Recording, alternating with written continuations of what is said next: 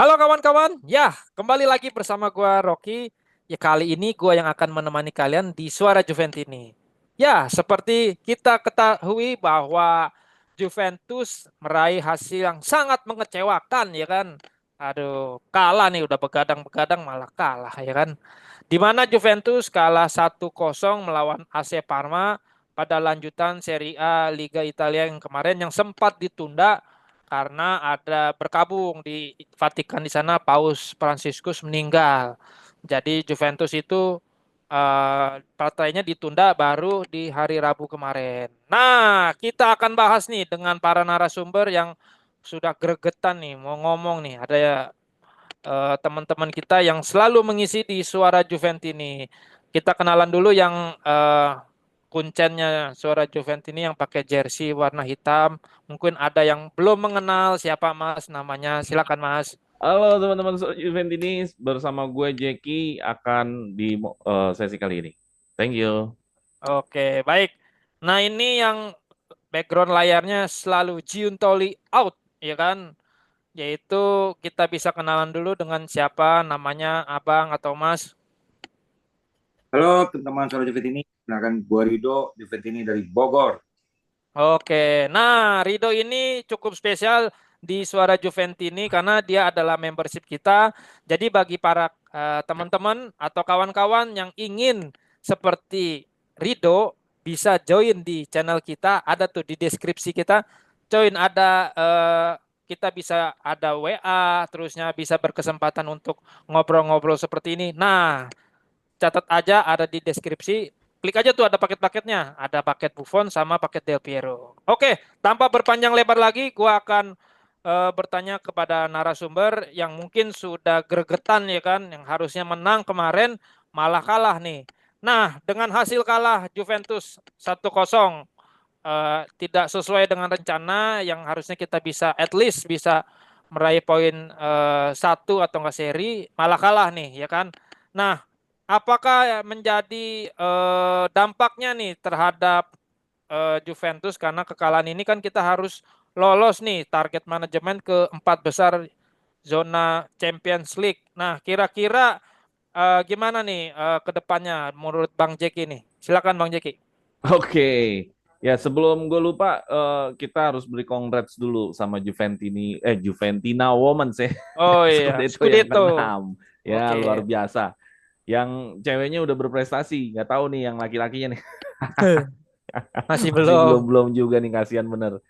Oke, tadi menyambung pertanyaan lu, Rock, bahwa Hmm, apa sih dampaknya terhadap kekalahan ini? Dampaknya, ya tentu sekarang kita ada di peringkat 5. Itu ya. adalah dampak pertama. Dampak kedua adalah peluang untuk bisa keempat besar menjadi berat. Ya, jadi nggak nyaman lagi bahwa peluang keempat besar menjadi berat. Artinya apa? Artinya bisa saja Juventus gagal untuk qualified keempat besar. Setelah Hmm, gagal qualified empat besar, implikasi dampaknya lebih banyak lagi buat musim depan, ya tidak ikut hmm, UCL, pemasukan, pemain yang akan pergi, pemain yang akan datang, implikasinya banyak. Jadi memang targetnya harus keempat besar supaya musim depan bisa membangun skuad dengan baik. Bagaimana peluangnya? Peluangnya ya tadi seperti yang gua katakan berat karena kita masih bertemu boloknya sama Lazio.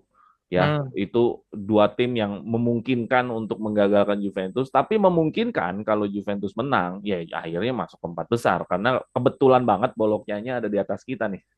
Hmm, hmm. Jadi di peringkat empatnya ada boloknya, di bawahnya ada Lazio. Jadi pas banget nih kalau lawannya habis Monza, lawannya boloknya, lawannya Lazio. Nah, boloknya Lazio ini adalah kunciannya nih untuk kita bisa qualified empat besar. Gue yakin kalau kita udah bisa ngelewatin boloknya sama Lazio, sisa pertandingannya melawan Udinese, lawan Venezia, itu akan bisa lebih nyaman, mentalitasnya juga akan lebih mudah, secara klasemen juga mungkin akan menjauh dari kejar-kejaran ya, dari kejar-kejaran yang ada di bawahnya.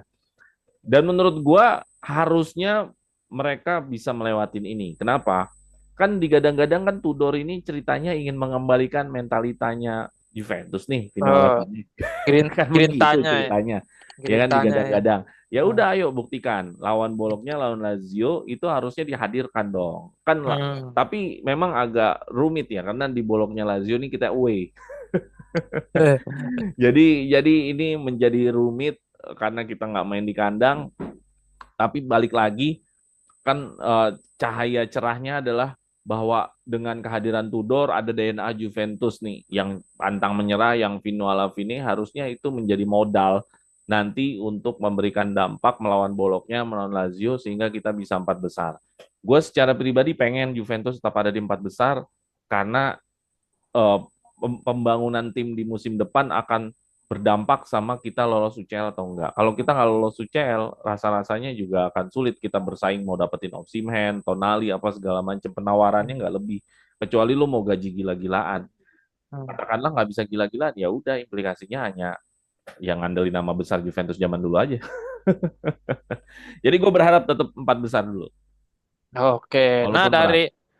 dari Bang Rido seperti apa? Apa punya opini dengan tersendiri atau sama dengan Bang Jeki? Silakan Bang Rido.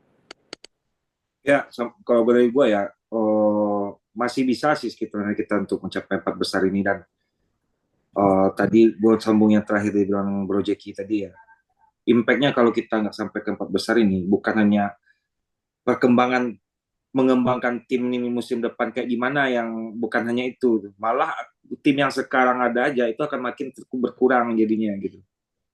Kalau kita nggak masuk 4 besar musim depan, yang namanya Yildiz, yang namanya Cambiaso itu akan lepas. Kalau orang di belakang foto gua ini masih ada ya, itu orang pasti akan dijual. Yang Oh, namanya Yildiz dan Cambiaso, dan di Gregorio juga mungkin untuk memuaskan nafsu dia untuk membeli pemain yang over over overprice gitu ya. Nah, kalau gue lihat peluang, sebenarnya kita peluang masih bisa, karena hmm. Bologna, Lazio, mereka punya fitur yang juga nggak, yang lebih berat lah, kalau kalau kalau gue lihat ya. Mereka masih harus ketemu Inter, ada juga mereka masih ketemu Milan gitu. Selain mereka juga ketemu kita, ketemu Juve gitu. Antara kalau Bologna dan Lazio. Kalau saja kita bisa nahan seri mereka aja di kandang mereka, mudah-mudahan lah kita masih bisa untuk mengamankan 4 besar itu. Nah, cuman yang jadi, jangan hanya melihat Lazio dan Bologna doang gitu. Di bawah dan Fiorentina juga udah ngintai. Kalau mereka bisa sapu bersih itu game semua, oke, Lazio Bologna akan tapi Roma bisa di atas kita gitu. Kalau Fiorentina masih oke lah, walaupun dia lebih muda tapi dia masih fokus di Conference League gitu ya. Hmm. Pasti akan mengejar itu karena mereka udah penasaran dua musim ya kalau nggak salah mereka Hmm. gagal untuk mencapai itu gitu. Jadi peluang itu masih ada kalau gue lihat. Apalagi dengan Tudor sekarang, kan kita bisa lihat lah grinta mereka ini ada ya. Cuman ya nanti kita bahas lah gimana game semalam gitu ya. Apa yang kurang dari tim yang semalam gitu.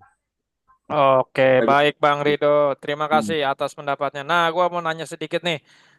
Kira-kira masih ada nggak pemain yang bersemangat nih menghadapi partai-partai sisa yang bisa dikatakan sangat kritikal nih, karena kan kita kepleset sedikit langsung masuk ke Liga malam Jumat nih kan, malah Liga Conference. Nah, kira-kira ada nggak masih pemain itu masih punya harapan, masih punya semangat?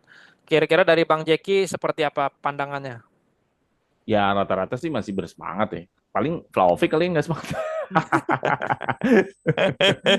Tapi kalau ngelihat pertandingan tadi malam sih masih bersemangat. Artinya gini loh, kenapa harus nggak bersemangat? Orang peluangnya juga masih gede kok. Kan kita cuma selisih juga berapa Satu-satu poin ya. sih? 1 poin doang. Jadi apa yang bikin nggak semangat gitu loh? Kecuali lu kayak Milan sih sebenarnya.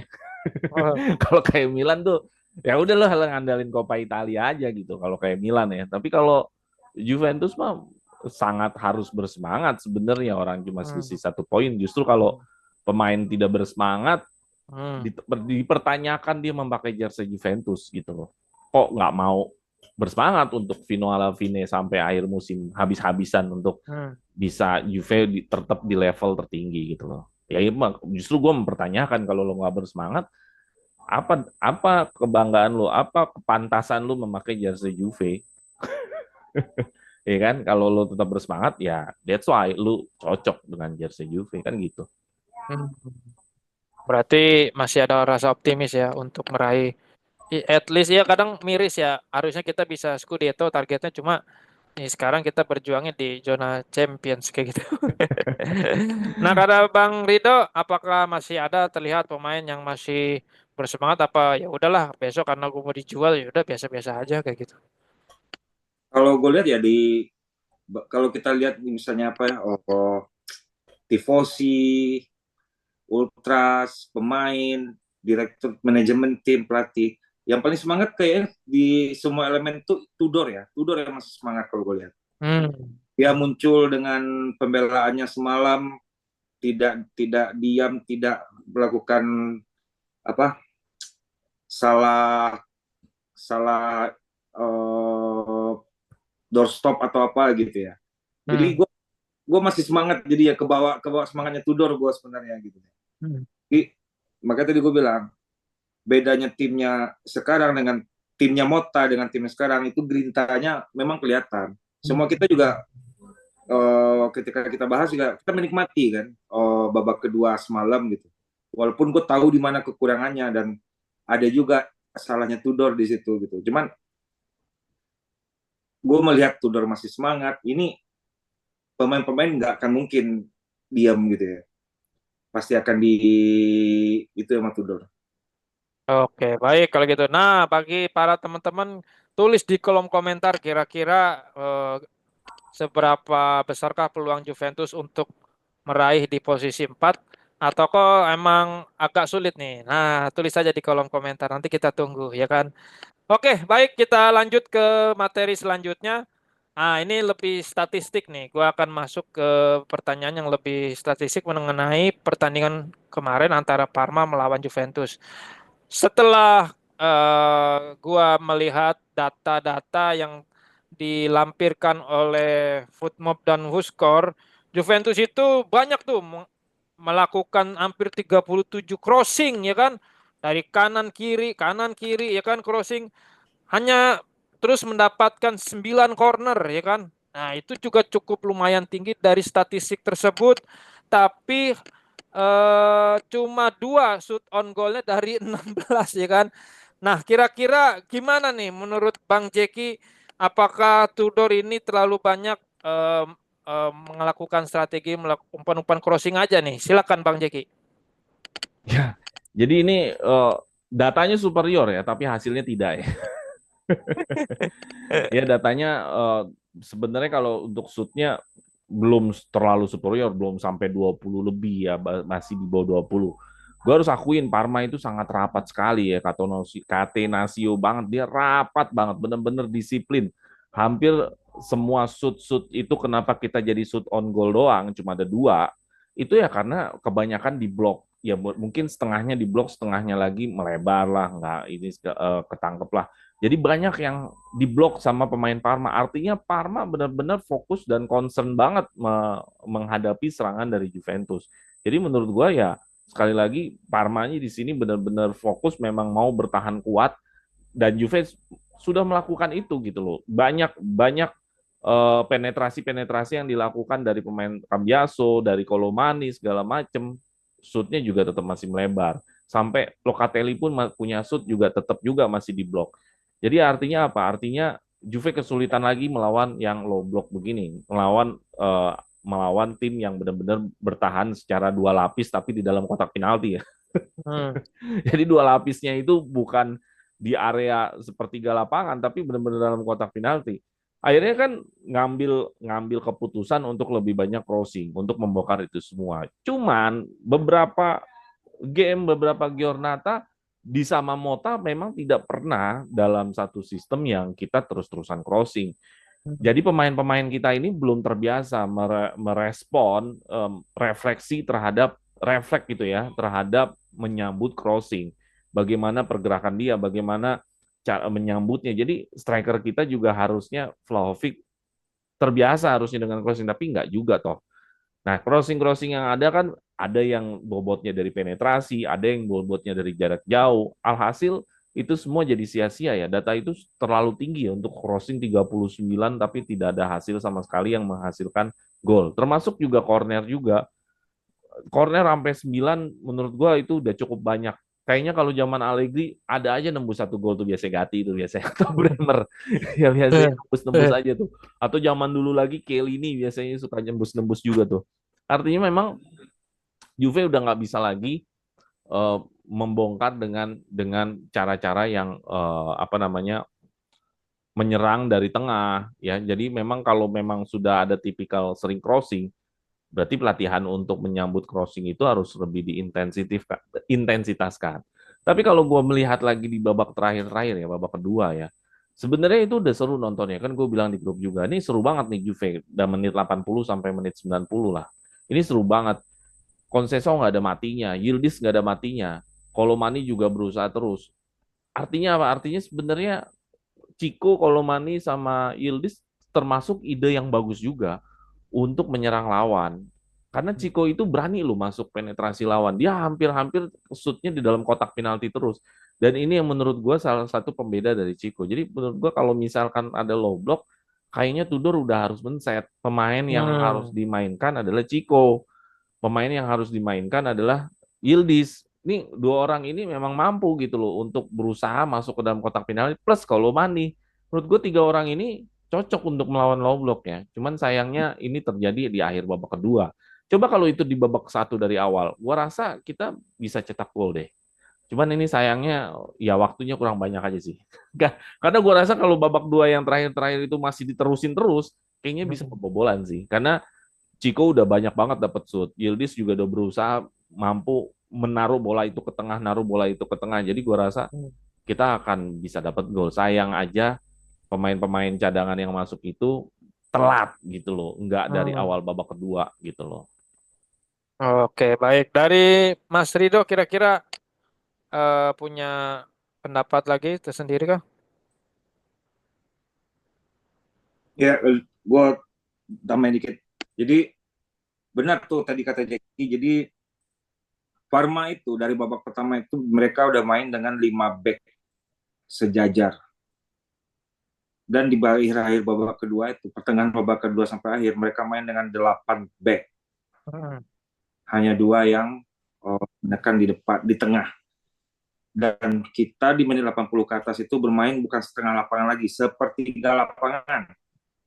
Karena si Vega aja dia udah berdiri di depan kotak penalti. Nah, kalau tadi kata Jeki ya, sayangnya kita terjadi 85, makanya gue bilang bukan di babak kedua. Kalau babak kedua sih akan sangat riskan karena Parma juga masih mainnya masih mengandalkan serangan balik cepat. Tudor itu hanya telat 10 menit kalau menurut gue. Harusnya pemain-pemain 3 yang masuk menit 85 itu masuk menit 75 gitu. Oh, si itu Kita siapa? masih punya banyak waktu. Yildiz. Douglas Luiz, Diltis, kayak gitu ya. WA gitu ya. Ada Costa ya kan.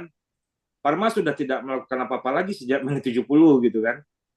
Mereka sudah menjaga kedalamannya dengan 8 back di kotak penalti. Makanya shoot kita tidak ada yang sampai ke mana ke gawang gitu karena diblok terus. Nah, kalau gue untuk mengomenin tentang pemain-pemain yang terus kita melakukan crossing dari samping di mana Suzuki menunjukkan gue jago udara nih gitu.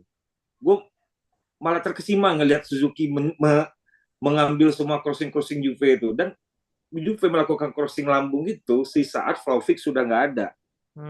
Muani yang dia harus mendapatkan crossing itu, ya kalah lah dia sama back gedenya Parma. Belum Suzuki yang terbang sana sini gitu ya buat motong semua crossing itu. Nah, memang orang-orang ada yang kesel, ada yang bilang Chico maruk, Chico shoot terus bla bla bla. Ya memang itu yang harus lakuin. Kalau lawan pemain yang lawan tim yang low block gitu. Lu harus melakukan aksi individu, lu harus memanfaatkan celah sedikit apapun yang lu dapat gitu. Gue berharap ada Cup Manners sebenarnya semalam itu. Dan kenapa Douglas Luiz baru masuk menit 85? Dia kan juga terkenal dengan punya shoot yang bagus gitu. Makanya, dan juga pemain-pemain kita ini terlalu naif. Gue kalau jadi Yildiz, kalau gue jadi Tudor lah ya, gue kan suruh Yildiz Kiko gitu ya. Masuk ke tengah, cari pelanggan. Itu nggak dilakukan. Asik aja goreng-goreng bola sendiri gitu. Makanya kita udah lihat mainnya asik gitu ya. Tapi terlalu naif kalau gue bilang. Terlalu mereka nggak tahu harus diapakan untuk ngebalikin keadaan. Udah tahu ini mentok masih dilakukan. Jadinya gue terkesima gue ngeliat Suzuki semalam jadinya. Kayak Oh, gitu. baik. Terima kasih Bang Rido atas opininya. Gua akan melanjutkan pertanyaan selanjutnya. Di sini gua akan bertanya kepada narasumber perihal proses terjadinya gol. Juventus kan udah sering nih, ya kan, crossing kanan, crossing kiri, ya kan, hampir 37 crossing dari data yang kita himpun. Tapi ironisnya kita kebobolan melalui crossing juga. Nah, masalahnya adalah di mana pemain itu hanya melihat arah bola tanpa melihat posisi pemain. Seperti yang terjadi di mana crossingnya Parma itu kebobolan di mana ya Kelly lagi tidak berani ya kan untuk jump atau berduel di udara dengan Pellegrino ya kalau nggak salah ya yang cetak gol. Nah, kira-kira bagaimana nih para narasumber, baik itu Bang Jeki dan Bang Rido, menceritakan nih dan pelajaran apa yang hikmahnya terhadap kebobolan seperti ini? Hikmah bikin Iya. dosa. Gimana Bang Jeki? Oke, jadi kalau gue lihat golnya itu ya itu sebenarnya crossingnya lumayan cukup deras dan Kelly benar-benar kalah duel udara ya sama yang golin siapa Pellegrino ya, kalah duel udara. Ya even dia loncat duluan pun dia kalah duel udara. Jadi memang dalam suatu aksi defensif, duel udara itu adalah skill khusus. Buktinya duel udara itu sering banget menjadi masalah buat Juve. Kebobolannya sering banget Iya, masalah duel betul. udara ya entah dari corner lah, entah dari open play seperti inilah. Jadi Kayak free kick ya. ya jadi kenapa Bremer itu menjadi penting ya salah satunya adalah ya mampu menangkis duel-duel udara kayak gini. Jadi memang duel udara itu skill khusus lah. Hmm. Artinya nggak bisa semua back ternyata bisa menang duel udara. Ya kan salah satu back Liverpool itu kan yang mereka muji-muji kan ya salah satunya si Van Dijk itu kan jago duel udara. Nah, jadi duel udara itu skill khusus kata gue. Jadi lu mau punya defense yang bagus dalam hal block, Ya. lu bagus dalam hal recovery sampai Turam bisa mampu recovery segala macam. Lu punya sprint bagus bisa bisa mendampingi duel sama striker-striker cepat. Hmm. Tapi lu punya satu kelemahan, ya itulah yang akan dimanfaatkan sama lawan. Lu punya organisasi pertahanan bagus, ya bisa narik offside, garis lu tidak terlalu tinggi atau garis lu tinggi tapi lu mampu mengcover itu semua. Even lu udah mengatur semua organisasi pertahanan, tapi ketika ada satu kekurangan, ya disitulah celah musuh masuk. Artinya inilah liga elit, liga yang memang lu punya kesalahan lu dihukum. Nah, Hmm. ini aja baru sekelas Parma. Gimana kalau nanti sekelasnya UCL, yang artinya pelatihnya bisa lebih tajam membaca lawan, pemainnya bisa lebih tajam membaca permainan. Ya, Hmm. otomatis bisa dia makan habis-habisan. Ya sekelas Parma aja mereka tahu gitu loh. Gue punya striker tinggi, Juve lemah duel udara, ya udah kita kasih aja nih crossing-crossing yang bolanya deras. Bola deras Hmm. itu kan memang harus jarak jauh. Karena kalau jarak dekat bolanya nggak bakal deras. Makanya dia Hmm. crossingnya si Parma itu kan jaraknya cukup jauh tuh. Nah, Iya, betul, bolanya betul. deras, si pemain strikernya punya aba-aba untuk loncat, kalah duel di udara. Ya bodinya Pellegrino memang lebih gede sih daripada Kelly. Ya sayangnya Kelly walaupun di depan Pellegrino posisinya tetap kalah duel udara. Jadi ya udahlah Kelly cuma segitu aja berarti. Ya Pokemon. kira-kira begitulah. Jadi artinya Juve masih belum keluar dari kelemahannya selama ini. Yang di musim ini lebih banyak hasil-hasil set piece yaitu duel udara. Kehilangan Bremer adalah salah satu yang bikin momentum Juventus di musim ini kehilangan lah. Ya yang bikin Juventus hari ini ya begini sulit bersaing ke empat besar gitu. Baik, kalau gitu Bang, kira-kira Bang Rido gimana? Ya, ya gue setuju sama Jeki tadi itu. Jadi kalau yang gue tangkap ya Tifu sudah membaca kelemahannya Juve di duel udara selama musim ini. Satu lagi dia juga bisa baca kalau kita juga lemah kalau misalnya diserang balik cepat gitu ya. Hmm. Kenapa itu bisa terjadi? Kita bisa kalah dulu. Ya. Pertama ya Bremer, kita kehilangan Bremer. Kedua, kita juga nggak kehilangan Chesney ya. Yang kiper yang tingginya hampir 2 meter gitu. Digantikan di Gregorio yang tingginya nggak sampai 190, yang lebih jago kakinya daripada tangannya. Nah, jadi kita udah punya kiper yang tidak bisa mutus crossing, kita juga nggak punya back. Kan kita kehilangan Bremer Magati ya. Kita nggak punya back yang jago duel udara gitu. Kalau duel ground jago lah. Kalulu, Vega, duel ground jago. Iya jago, rata-rata bagus, duel ground kita bagus semua Ya, sih. bagus. Dan juga apalagi Kalulu yang semalam ya, Kalulu dia selain duel ground juga dia membantu dari sisi kanan ya. Hampir semua sisi lapangan itu dihajar semua sama Kalulu. Tapi ya mereka bukan orang-orang yang jago di duel udara, dan kiper kita pun juga tidak sekelas Chesney yang selama ini, dan sebelum Chesney pun ada Buffon gitu ya, yang selama ini bisa untuk menginisiasi untuk bola-bola udara ini. Dan bola udara itu adalah bola paling susah loh, daripada shoot one on one, daripada shoot dari striker, itu bisa di profile kaki kiri kayak gimana, kaki kanan kayak gimana. Kalau kepala gimana mau profilnya gitu. Nah itu pentingnya duel udara itu harus diputus sama sebelum dia mengarah ke gawang. Kayak gitu. Berarti porsi latihan Juventus ini harusnya lebih ditingkatkan mengenai crossing kali Bang Jeki ya? Iya, Ya, harus. sebenarnya kalau crossing itu kan, kalau menurut Carlo Ancelotti ya, kalau hasil set piece, crossing dari corner segala macam, itu kurangnya konsentrasi. Karena biar bagaimanapun duel udara kan sulit gitu loh untuk ngebaca, ngeprofiling seperti kayak tadi Rido bilang.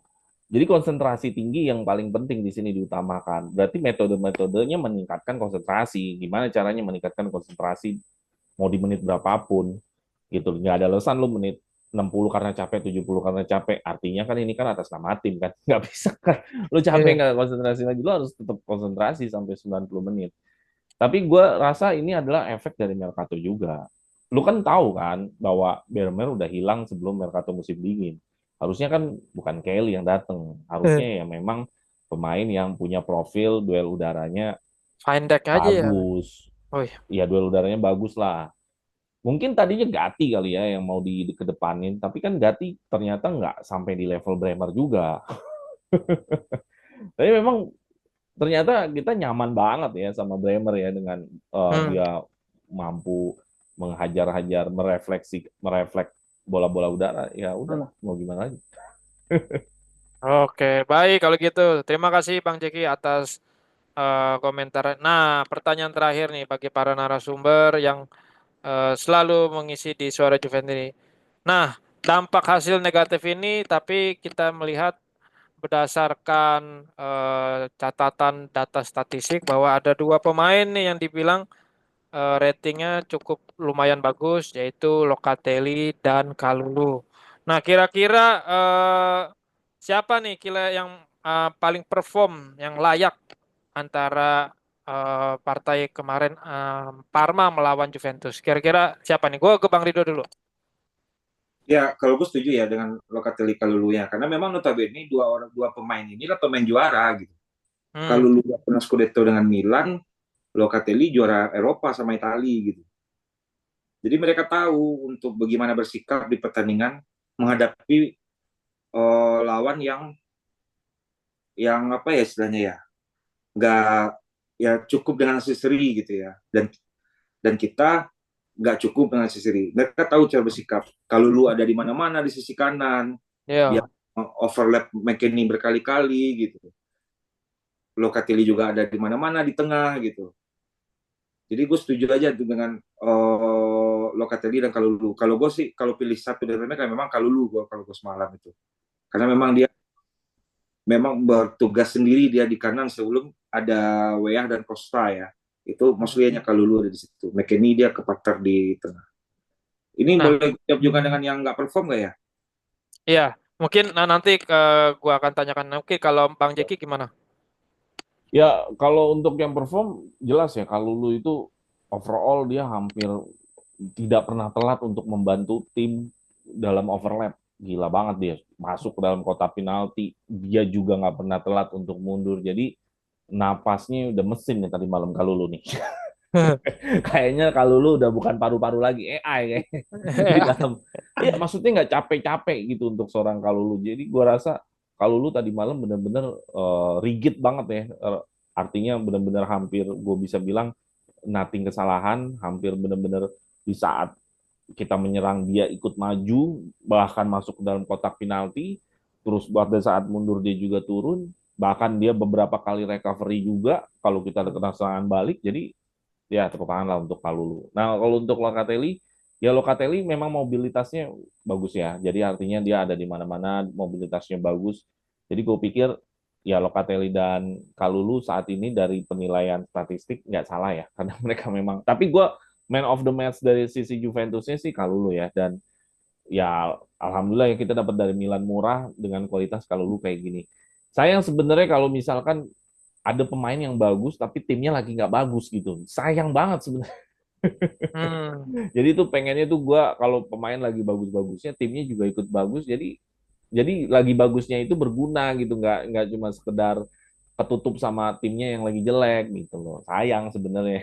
Kan karena dari Footmob dia doang berdua yang lagi bagus. Iya, Gitu. baik kalau gitu. Nah, baik, setelah rating yang bagus, kita bahas rating yang kurang bagus nih. Banyak pemain sisanya tuh semua tuh kalau di PS tuh ke bawah itu ratingnya. Nah, kira-kira siapakah yang paling terburuk pada match antara Parma melawan Juventus? Nah, gue ke Bang Jeki dulu nih, gantian. Ya gue menyayangkan lini depan ya. Artinya gini loh. Kita nggak punya gol berarti ada lini depan yang bermasalah, lini belakang juga bermasalah. Tapi paling nggak dengan data yang kita unggul gol apa namanya penguasaan bola, unggul shoot segala macam. Sebelum kita kebobolan pun kita juga udah unggul datanya. Artinya ada permasalahan nih di antara lini tengah dan lini depan yang tidak bisa menembus ke dalam kotak penalti. Gue rasa Tudor kayaknya nggak bisa deh menaruh Kolomani di posisi di belakang striker. Nico Gonzalez juga kelihatannya di game ini juga tidak memberikan atribut apa-apa. Vlahovic juga tidak memberikan apa-apa. Nico Gonzalez main sampai menit berapa tuh sampai diganti geser ke kanan pun dia cuma punya satu shoot on goal. Rasanya nggak mungkin gitu untuk seorang yang main di belakang striker kayak Kolomani dan Gonzalez lu punya minim shoot on goal atau shoot tuh rasanya nggak mungkin. Berarti ada masalah. Kalau lu nggak punya shoot, ya lu jadi back aja kan gitu. Lu harus bisa menciptakan shoot. Entah lu penetrasi, entah apa. Jadi gue sangat sangat mengomentari tentang Nico Gonzalez yang ada di belakang Vlahovic. Ya Vlahovic memang masih dengan masalah yang sama ya. Artinya dia susah kontrol bola segala macem. Ya gue rasa dia ada udah masalah mentalitas ini sih. Hmm. Dia butuh golin dulu untuk bisa mengembalikan. Ya entah gimana caranya dia butuh gol dulu lah. Nah, yang gua juga sayangkan adalah Cambiaso dan McKennie ya. Sayap ini harusnya bisa bisa lebih mobilitas. Bukan mobilitas ya, artinya Cambiaso ini kan biasa invert ke tengah, dia melakukan shoot segala macam. Itu terjadi di babak kedua, di babak satu masih di area sayap aja gitu loh. McKennie Hmm. juga so-so aja. Jadi itu permasalahan lini depan dan lini tengahnya. Kalau untuk lini belakang ya Kelly lah yang paling kelihatan gara-gara gol ini. Iya, kalau untuk Vega sebenarnya sih normal-normal aja. Memang mungkin yang dia dia mengapa ratingnya jelek, ada yang satu yang dia blunder, untung di recovery sama Kalulu sih. Turam juga ada blunder yang dia nge-recovery. Ya kan dia sampai ngejar ke belakang tuh, tahu nggak lu? Oh ya, betul betul. Ya, jadi gua rasa itu mungkin menjadi penilaian football plus salah passing, lu blunder segala macam. Jadi gue pikir uh, Tudor harusnya memberikan pemain yang lebih berani untuk penetrasi, berani untuk melewati lawan kayak Chico dan Yildiz. Kayaknya nggak bisa ditawar nih kalau lagi lawan low block, harusnya itu aja deh. Kalau Hmm. Mani lebih baik main striker aja deh. Kecuali kita lagi main sama tim yang mau menyerang juga kayak Inter, kayak Atlanta segala macem. Nico Gonzalez nggak masalah. Cuman kayaknya kalau lawan low block, Yildiz sama Chico udah nggak bisa lagi deh. Mending dia aja, ketahuan ada Hmm. daya gedor. Ya, ya, ya. Baik kalau gitu. Dari Bang Rido, kira-kira siapa yang paling flop rating dari partai kemarin? Ya, kalau ya kita sama-sama tahu lah dengan apa yang terjadi dengan Kelly, tapi bukan hanya semalam aja kalau Kelly kayak gitu ya gitu. Jadi nggak Udah terlalu sering sering. gitu kan ya. Dan juga dengan Nico Gonzalez apa. Kalau gue catatan gue semalam itu yang gue sayangkan ya, kalau ini labelnya disayangkan adalah performanya ke Penturam gitu. Jadi gue sebenarnya berharapnya tuh ya ketika ya kita dapat lawan low block yang dimana mentok sana sini mentok gitu ya, crossing nggak bisa ini nggak bisa, harusnya itu ada second apa ya, plan B, plan C, plan D, yang itu salah satu pemain eksekutor itu adalah Turam gitu, Hmm. ya kan, dia bisa melakukan penetrasi khasnya gitu kan, sehingga dia bisa dilanggar atau dia bisa membebaskan diri dengan sehingga dia bisa punya shoot gitu. Itu tidak dapat kita dapat dari Turam semalam gitu. Even untuk defensive action pun dia nggak nggak spesial semalam gitu. Malah dia lost ball yang tentunya larinya lebih kencang daripada Pellegrino gitu. Pellegrino-nya kaget ketika dia diambil lagi Maturan. Itu yang gue sayangkan. Jadi kalau dari gue sih semalam itu yang yang mainnya unperform dan sangat disayangkan adalah Turam gitu. Di saat Turam ya. Turam, di saat McKennie tidak ada di situ buat nemanin dia karena McKennie bermain di sayap gitu ya. Jadi gue harap itu Turam di situ gitu. Tapi ya Hmm. Turamnya ya nggak tahu lah apakah dia diperintahin bapaknya atau apa nggak tahu gue ya. Gitu. Nah, bapaknya kan nonton ya, tapi nggak tahu Iya, bapaknya iya. Roma atau Juventus itu ya. Mungkin bapaknya setengah-setengah kali kayak gitu. Iya. Baik, kalau gitu terima kasih Bang Rido, terima kasih juga Bang Jeki. Thank you. Cukup sampai di sini materi kita. Mudah-mudahan Juventus bisa meraih hasil yang terbaik di sisa musim kali ini, di mana partai-partai besar akan menanti Juventus, yaitu ada Bologna, ada Lazio, terusnya ada Venezia kalau nggak salah ya. Terakhir Terakhir lawan itu. terakhir ya, ada Hmm. Udinese juga ya kalau nggak salah. Ya, Nah, yang next. udah Nextnya Monza dulu. ya Monza. Nah, ini harus menang nih lawan tim juru kunci nih. Kalau nggak menang juga mah kebangetan Juventus nih.